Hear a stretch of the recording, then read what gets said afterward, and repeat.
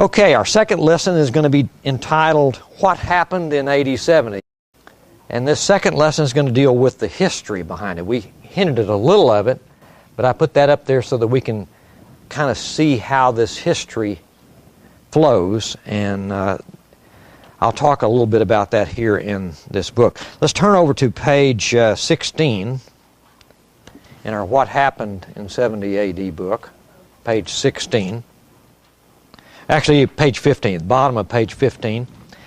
Josephus and First Century History. How many of you have ever heard of Josephus? Wow, that's amazing. When I was growing up in the Southern Baptist Church in Sunray, Texas, when I got to college, in the dorm room of one of my guys down the hall from me in the dormitory there, I noticed he was a theological student. He was getting ready to go to Dallas Theological Seminary. And so he had a pretty good theological library already started right there in his dorm room up in his bookshelves. And one of the books on his bookshelf was titled Josephus. And I looked at that book and I said, what in the world is that? I'd never heard of Josephus in my life. Never knew he existed. I knew the temple had been destroyed. I didn't know when it was destroyed and how or anything about it, but I knew it wasn't there. But I never heard of Josephus. So you got a leg up on me. When I was 18 years old, I didn't know who he was. But when I heard about his name, and I said, well, who is Josephus? He said, well, he's a Jewish priest who was selected as one of the 10 generals to lead the Jewish forces against the Romans when they destroyed Judea. And he wrote an eyewitness history of that destruction of Jerusalem. And I said, wow, I never heard of that. I got to get me one of them things.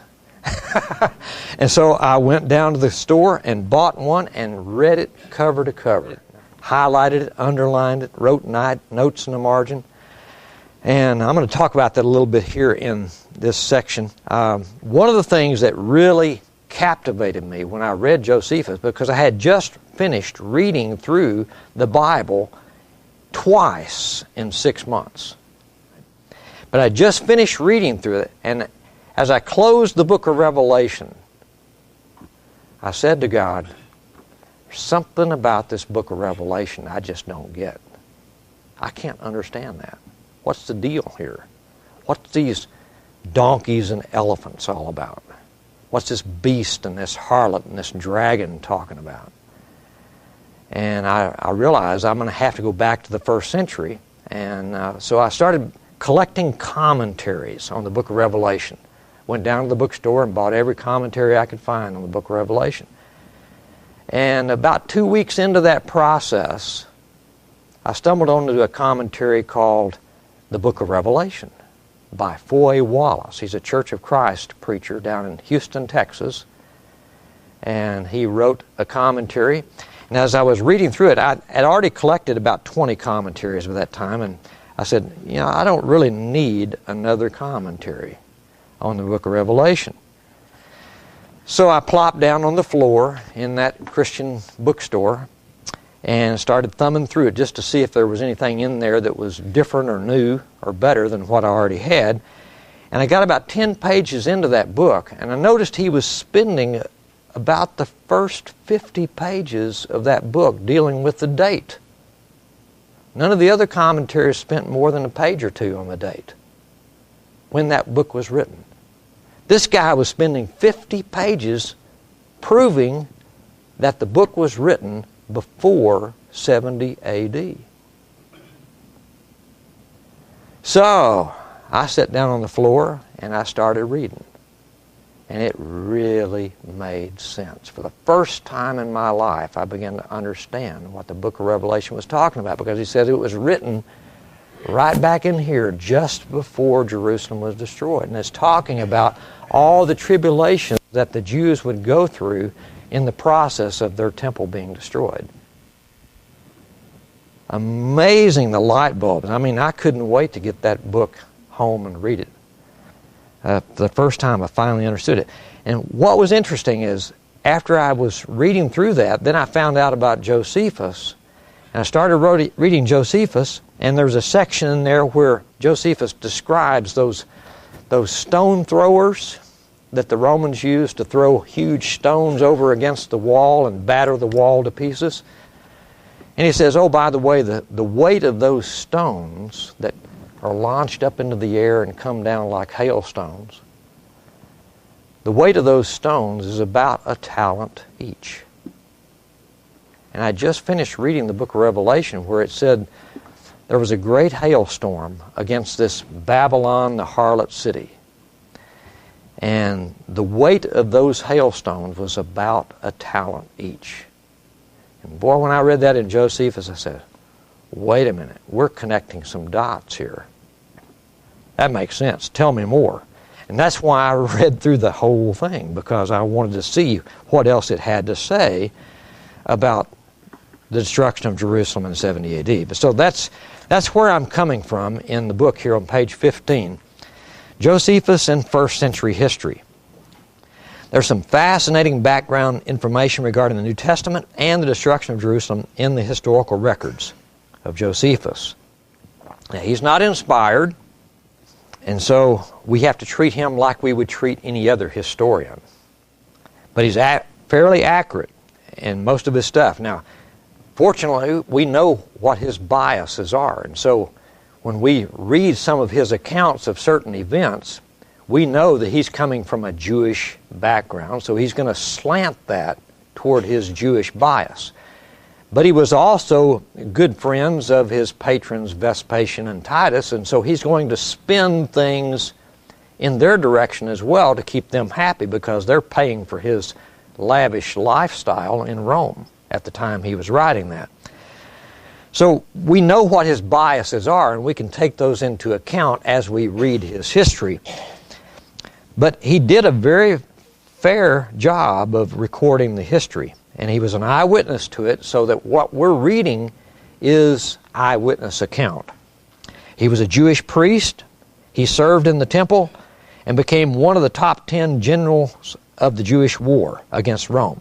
He was captured early in the war by Vespasian, and he predicted that Vespasian would become emperor. Vespasian just about lopped his head off. But he says, man, that's an interesting prophecy. I'll keep you alive long enough to see if that comes true. And if it doesn't come true, you're a dead duck, because it looks like you're just trying to win my favor and get out of being killed. So he kept him alive, and sure enough, just a couple years later, he became emperor.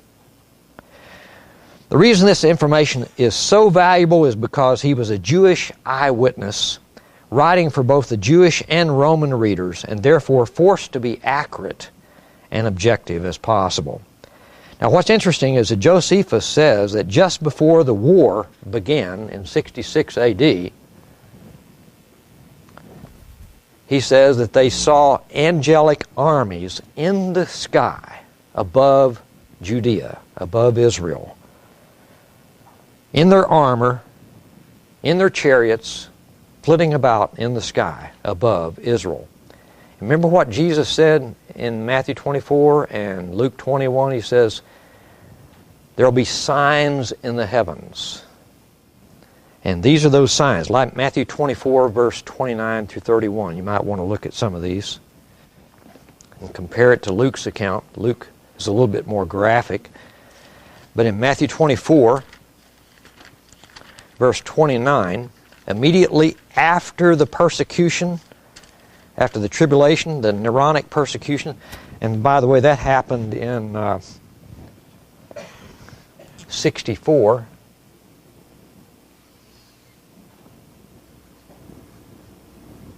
So this was the persecution of Nero from 64 to 66, those last 2 years just before the war broke out. And it was the breakout of the war which stopped the persecution against the church, because both the Jews and the Romans then had to turn their attention to fighting a war against each other.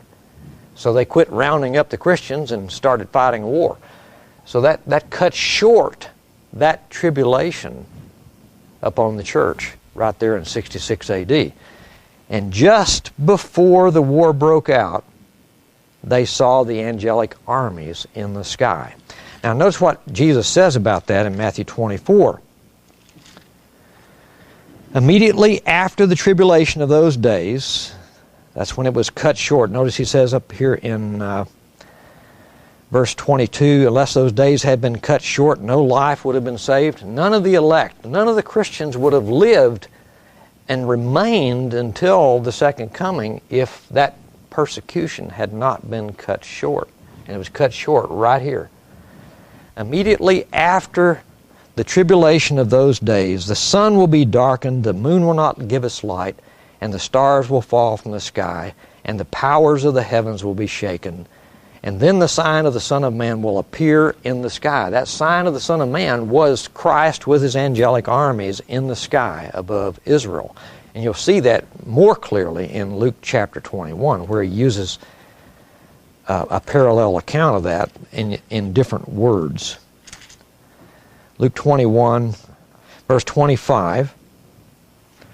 There will be signs in the sun and moon and stars, and on the earth dismay among nations, in perplexity at the roaring of the waves, of the sea of the waves, men fainting from fear and the expectation of the things which are coming upon the world, for the powers of the heavens will be shaken. Then they will see the Son of Man coming in a cloud with power and great glory. So there it is. There's your angelic armies coming with Christ to pour out his wrath upon that Jewish nation because of their persecution of his saints and because of their crucifixion of him. That's why Josephus is so critical and so helpful, because he was an eyewitness. He saw all this stuff occur, and he gives us the testimony we need to show that Jesus literally meant what he said when he said it's going to come before some of those standing here taste of death. Josephus says that just before the war, angelic armies, chariots, and troops of soldiers running about among the clouds were seen surrounding Jewish cities. He records the fact that people in the first century called Jerusalem the great city. Surprise, surprise. Where have you heard that phrase before? Book of Revelation, right? It refers to this great city called Babylon, the harlot city, going to be destroyed. That's what the book of Revelation is all about. And Josephus refers to Jerusalem as being the great city. That's another one of those connect the dots deals. When I read Josephus after reading the book of Revelation, it really made sense. It really resonated. He says that the AD 70 conflict with Rome was the revolution of the ages. That's the changing of one age to another.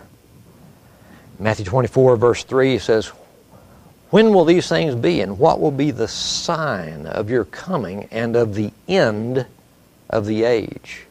In Matthew 12, verse 32, Jesus talks about not only in this age, but in the age about to come. It's one of those mellow texts. Not only in this age, but in the age to come. And it's the age that was about to come. It wasn't 2,000 years away. So this is the kind of stuff that Josephus is making. These kind of statements that tie in right with Matthew 24. He talks about pools of blood and intense fires, similar to the descriptions we find in the book of Revelation, such as Revelation 14, verse 20, and other passages. Didn't Jesus predict that these kinds of things would happen? Yeah, we just read that in Luke 21, 25 through 27. Josephus' history furnishes numerous other insights into the nature of the war and its significance for both Jews and Christians. But not only Josephus records these things. The Roman historian Tacitus and the Christian historian Eusebius both say that these things happened. And so we've got not just the word of one eyewitness, we've got multiple historians. Tacitus is a first century historian.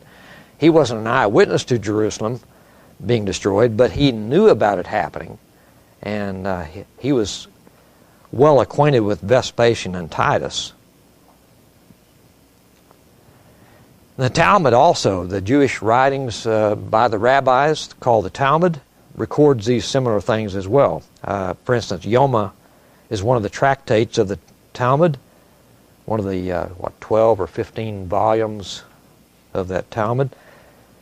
Folio 39b has some historical information about the destruction of Jerusalem. So this is not just something conjured up by preterists in the 21st century. This is something that was already written in the first century about things that they saw happen. So what we're talking about here is that the prophesied end time events did occur. We've got historical testimony to verify that. Now, uninspired testimony can never prove anything. And so we don't use Josephus as proof that these things were fulfilled. But uninspired testimony can support the Scripture and can help us understand the Scripture. And that's why we use Josephus, to help us understand what Scripture is talking about and to help us see that Scripture is right after all. And so it supports Scripture and helps us understand Scripture. The New Testament writers describe these events in apocalyptic language, while Josephus, Tacitus, and the Talmud record the fulfillment of those events in literal language. Now, we talked about the stones that were used by the catapults. In the book of Revelation, that's described as hailstones. It's a hailstorm. In Josephus, it's literal language about the catapults throwing those rocks over into the deal. So you can see the difference between apocalyptic language or symbolic language versus the literal language we see in Josephus. Josephus really helps us because for people living 2,000 years after the first century, we need some help to know what the donkey and elephant cartoons in the book of Revelation are talking about.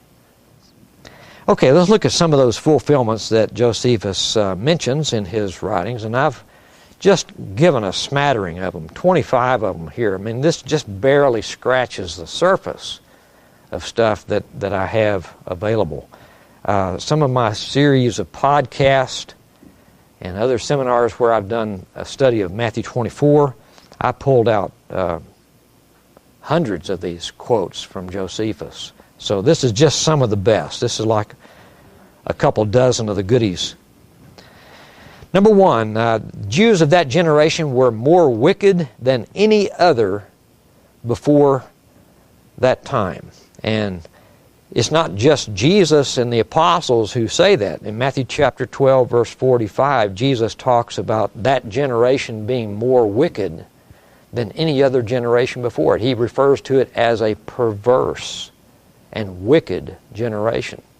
And that's, by the way, quoting Deuteronomy 28 through 32, where God told Moses that in your latter days, when you reject my law and reject my teaching, in your latter years, latter days, last days, the final end, in those days, a perverse generation will arise, which will break my law, break my covenant, kill my people, and I will destroy them.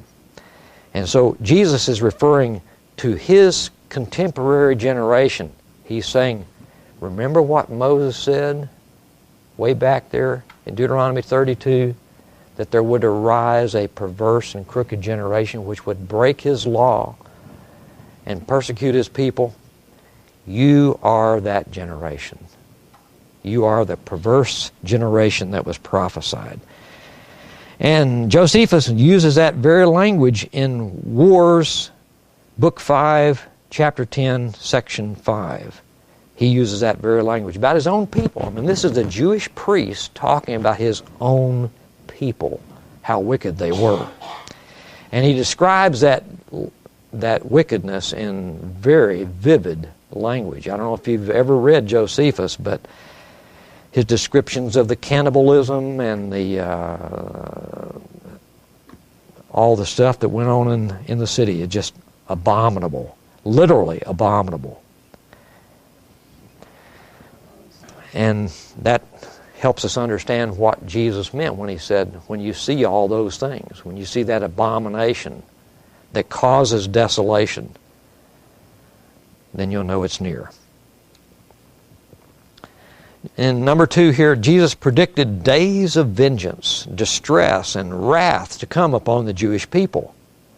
And Josephus mentions every one of those things in graphic detail, page after page after page, literally showing what happened in fulfillment of what Jesus said. Number 3, wars and rumors of wars. Josephus records that all during this period, especially right here in 40, I think it's 39 AD. Caligula wanted to set up his image in the temple at Jerusalem, and he commanded a couple of legions of the armies to march to Jerusalem and put up his image in the temple, and the Jews were ready to die for it right there. I mean, they were ready to go to war at that point. And so there was a lot of rumors and wars floating around, and all the other nations around there were saying, oh boy, the Romans are going to send their crack troops down to Judea. This is our time to revolt as well. And so there was lots of other nations that were rumoring a revolt from Rome at that same time. So this is literally fulfilled. Jesus is not talking about 2,000 years off in the future. He's talking about what was going to happen right then in that generation, just before Jerusalem was destroyed. And Josephus records every bit of that. Number 5 here on page 17, Jerusalem was called Sodom and that great city. In the book of Revelation, we see that. And I want you to go to Revelation chapter 11. You just got to see this. And I got a pretty good collection of commentaries on the book of Revelation. And it's amazing how many of them skip right over chapter 11, verse 3 or 4 here. Let's see. Yeah, it's verse 8. It's amazing the dance that they do around verse 8. You'll see what I mean. Let's read chapter 11, verses 1 through 8 real quickly. Then there was given me a measuring rod like a staff, and someone said, get up and measure the temple of God, and the altar, and those who worship in it. Now, what temple are they talking about? The one in Jerusalem. That was, by the way, still standing when this was written. Now, if the book was written after 70 AD, this wouldn't make much sense, would it? You imagine Colombo being around back in that day, and the book was written after 70 AD, and Colombo says, just one thing I don't understand here. What temple did he measure? So what does that imply? I mean, this book was written before the temple was destroyed. He tells this angel to measure it. Leave out the court which is outside the temple, and do not measure it, for it has been given to the nations, and they will tread underfoot the holy city for 42 months. Now that tells you what city and temple is talking about, right? Verse 2, the holy city. There's only one city that goes with that description. That's Jerusalem. Verse 3, and I will grant authority to my 2 witnesses, and they will prophesy for 1,260 days, clothed in sackcloth. These are the 2 olive trees, the 2 lampstands that stand before the Lord of the earth. And if anyone wants to harm them, fire flows out of their mouth and devours their enemies, so that If anyone wants to harm them, he must be killed in this same way. These have the power to shut up the sky, like Elijah did, so that rain will not fall during the days of their prophesying. And they have power over the waters to turn them into blood, like Moses did. So these two prophets who appear at the end are coming in the spirit and power of Moses and Elijah, the way they're described here. And they'll strike the earth with every plague as often as they desire to sow them. When they have finished their testimony, the beast that comes up out of the abyss will make war with them and overcome them and kill them. And the corpse of them will lie in the street of the great city. Sound familiar? The great city? Josephus calls Jerusalem the great city, which is mystically called Sodom and Egypt, where also their Lord was crucified. Now, how many cities in the world would fit that description? We know Jerusalem was called Sodom and Egypt because Josephus says so. And we know it was in the holy city. It was a holy city, and that's Jerusalem also, verse 2. And there's only one city in the world that's got the claim to be the place where Jesus was crucified. No other city would fit that. So who does that make the great city, the harlot city, the wicked city Babylon out to be? 70 AD, it's Jerusalem. And if this is talking about the downfall of Jerusalem, then it had to be written before 70 AD.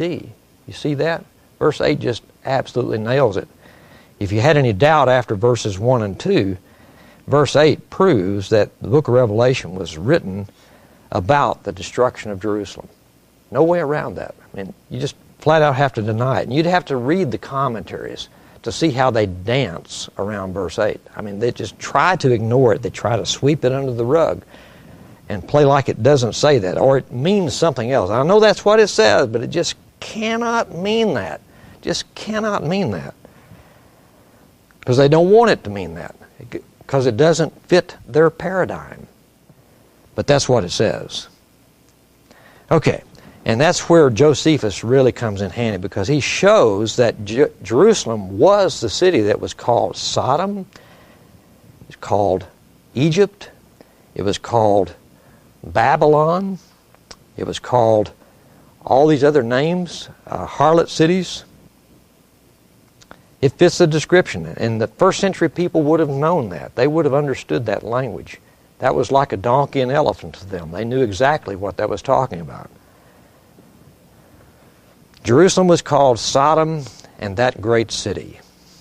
Jerusalem had a large maritime commerce, and it was capital over the 10 districts of Palestine. You'll see this referred to in Revelation chapter 17 and 18, where it talks about this great city having a huge trade that comes from the sea. And Jerusalem was that place. It was in the center of the Near East, and where all the trade routes came right through Jerusalem.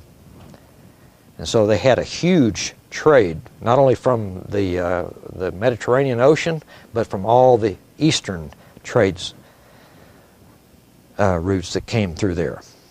And that's described for us very well in Revelation 17 and 18. And Josephus talks about it. In verse number 8 here on page 17, he says, angelic armies were seen in the sky above the Jewish cities. What's interesting about this is that in Matthew 24, they wanted to know the day and the hour. You know, disciples ask him, when's this going to occur? Can you give us a little hint? Well, he did give Peter a little bit of a hint. He says, when you get old, you're going to stretch out your arms, and they're going to take you where you do not wish to go. So Peter knew that it was not going to come immediately. He knew the second coming was not going to be immediately. He knew he would have to get to old age before that would arrive.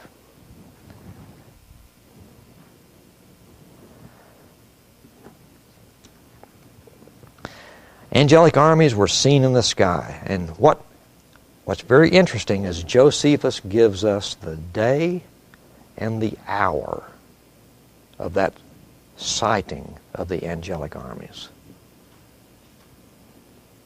And he says he's quoting numerous eyewitnesses who saw it. Now, I'm not sure if he was back in Israel at the time that happened. I'm not sure if he was. But he's quoting other fellow priests who had seen it. He had gone to Rome for 4 years, from 62 AD to 66, and he got back to Israel just before the war broke out, or just after it broke out. So I'm not sure if he saw this or not, but he's quoting eyewitnesses who did see it. And he gives us the very day and hour that it occurred. Now, that's very interesting, isn't it? Jesus said you're not going to know the day or the hour. Nobody can know it until it actually happens. And then it happens, and Josephus gives us the very day and hour when it happened. And that was a sign of the coming of the Son of Man. Matthew 24, verse 30. They saw the angelic armies. 2 Thessalonians chapter 1, verses 7 and 8 refer to him coming in flaming fire, pouring out wrath upon his enemies. Uses that same kind of language about angelic armies coming with him. Number 9 now on page 17. Daily sacrifices ceased in the middle of the week. And there's a big debate about this, and I'm not so sure that I can settle that debate at all, but there is a debate about what daily sacrifices they're referring to here. But there were some daily sacrifices for Nero and for Rome that were performed every day, and they were at the expense of Nero himself. Nero paid for those sacrifices every day in the temple for him and for Rome. And those, as well as all sacrifices for all Gentiles, were stopped right here in 66 AD by Eleazar, one of the 3 faction leaders of the Zealots. He took control of the temple. He was the Sagan. He was the captain of the temple guard. He took control of the temple and refused any sacrifices from any Gentiles, including Nero. And that was a declaration of war. When he did that, that declared war against Rome and sent shockwaves through the rest of the Roman Empire. But that happened in, I believe it was the summer, probably June or July, something like that, all of 66 AD, when those sacrifices were stopped. Daily sacrifices were ceased in the midst of the week after 3.5 years. Okay, number 10 now. 3 armed factions fought against each other inside Jerusalem. Those 3 faction leaders were Eleazar ben Ananias and John of Giscala and Simon, son of Giora, were the 3 guys that they warred against each other. And that was one of the reasons why Titus, the Roman general, held off and didn't surround the city and raise the siege against it for quite a while. They held off on that. And Vespasian, his father, also held off, backed away from Jerusalem, because there was 3 factions in the city fighting against each other, killing off all their soldiers and destroying each other's food supplies. Vespasian says, they're doing more damage than I would be able to do. Let them fight it out, weaken themselves so I can swoop in and finish it off. And that's what he did, and that's what made them so weak that they were easy pickings for the Romans. Three armed factions. And Revelation 16 verse 19 talks about that. In the streets of the great city there was three factions. And it talks about it. Revelation 16:19. And then the book of Josephus, Wars, book 5, chapter 1, verses or sections 1 through 5, talks about those three factions as well. And you can just see the dots are connected very easily between Revelation and Josephus. Okay, look at number 15 here on page 17. The Zealot rebellion was like a wild beast, eating its own flesh. That's the way Josephus describes it. And that's the same way it is in Revelation pretty well. If you look at Revelation 16:10 and Revelation 17:16 and Revelation 19 through 21, you can see the beast fighting against itself. And then we talked about number 17 before, the hailstones weighing a talent each.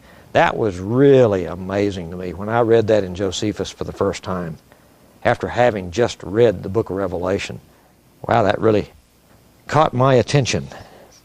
What else is not very well understood is Josephus talks about the temple being set fire, and it was not the Romans that set fire to it first. Some of the other buildings around the temple had been set fire by the Jews themselves. And so that Jews set fire to their temple first. And Revelation 17:16 talks about the harlot being burned with fire. Just like that. Okay, let's see. Now, on page 18, let's look at number 22.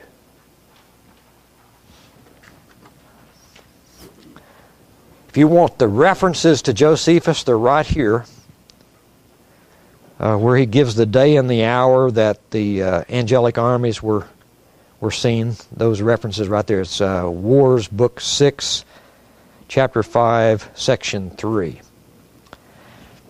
Same way with this number 22. Not one stone of the temple was left standing upon another. That was fulfilled literally. What happened was when the temple was burned, all the gold and silver that was in the temple melted and melted down into the cracks between the stones of the temple.